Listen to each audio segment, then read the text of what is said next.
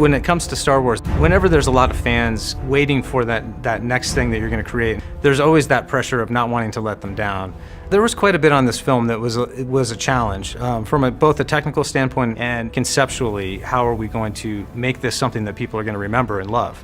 We were making a sequel essentially to Return of the Jedi, and we were 30 years off of the last movie. And what does that mean?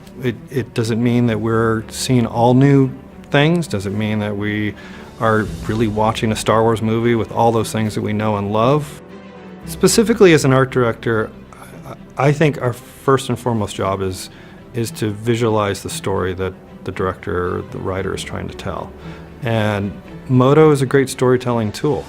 So in Modo, what I did specifically was, if we had a Star Destroyer, start that as a basis for a Star Destroyer, but then also start to trickle in and kit bash pieces from, just grab a bit of a tank and put it on the side, much like the guys, 35, 40 years ago did.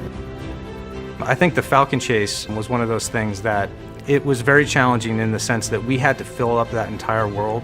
Every shot was sort of iconic. So every time you cut to a new version or a new angle and you were looking at the Falcon, what were you looking at in the background and how can we make it memorable?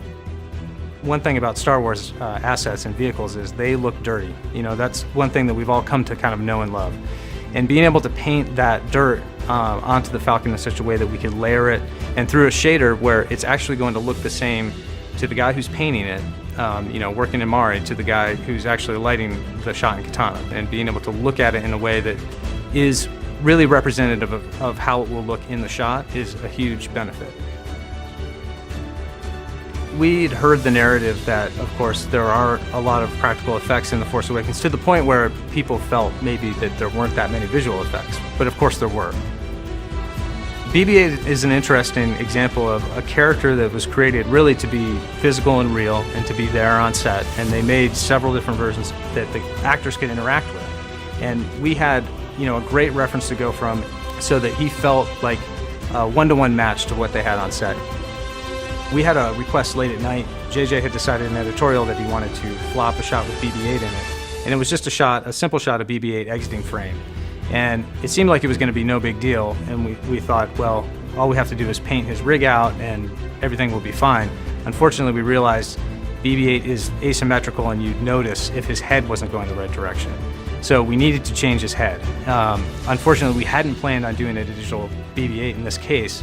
But because we had a bunch of lighting templates set up for BB-8 in Katana, we were able to put him in there and throw some lights in there and make him look amazingly real in just a matter of probably hours.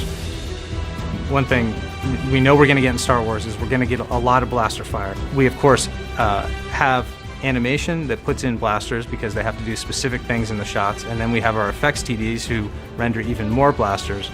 But in having to do multiple iterations of those things, you don't want to have to go back in the pipeline process. So we developed this technique of actually rendering all of those blasters on cards and giving ultimate control to the compositors in Nuke. And that was really key and instrumental in being able to move those shots further, faster, because we were able to control that on the compositor end rather than having to take it all the way back to the beginning of our process. The opportunity to work on Star Wars is really a dream come true. It's surreal to say the least. I can honestly say the reason why I work in the film industry is because of Star Wars. People say, when you were a kid, did you ever think you were going to do this? And I say, I didn't even know people did this.